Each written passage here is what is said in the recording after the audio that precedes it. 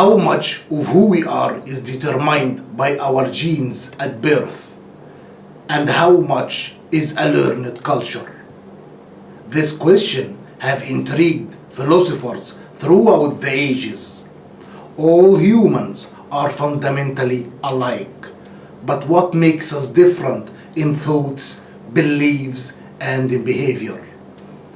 Most cultural thinkers emphasized cultural influence over genetic determinism. They argue that the power of culture can be a constraint or a possibility in determining who we grow up to be. For example, the intelligence tests, or what is called IQ tests, are extremely cultural dependent. Linear, logical way of thinking in Western culture perform better in IQ tests as compared with other world cultures.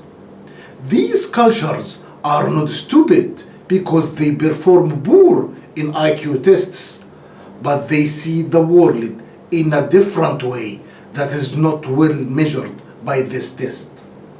On the other hand, scientists found that humans evolved in East Africa starting from 1.8 million years to about 11,000 years ago, and our current human bodies were adapted to its environment.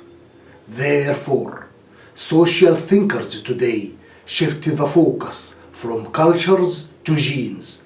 They argue that we are a biological beings as we live in the bodies we were given. Social thinkers look at humans as just containers for genes. It's not so important if the individual survives, dies, or reproduces.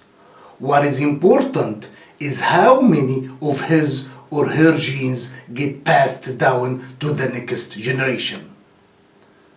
This line of thoughts takes into account not only the individual genes, but also the shared genes passed on by the organism's close relatives.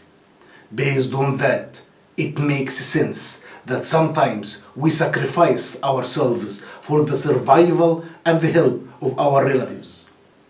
So when we help a brother, a sister, a cousin, or any of our close relatives who shares our genes, then we are actually helping ourselves. We help to push our genes onto the next generation. Also, social thinkers argue that if we look at the general rules of attractiveness between men and women, we find that each has different goals and strategies when choosing a life partner.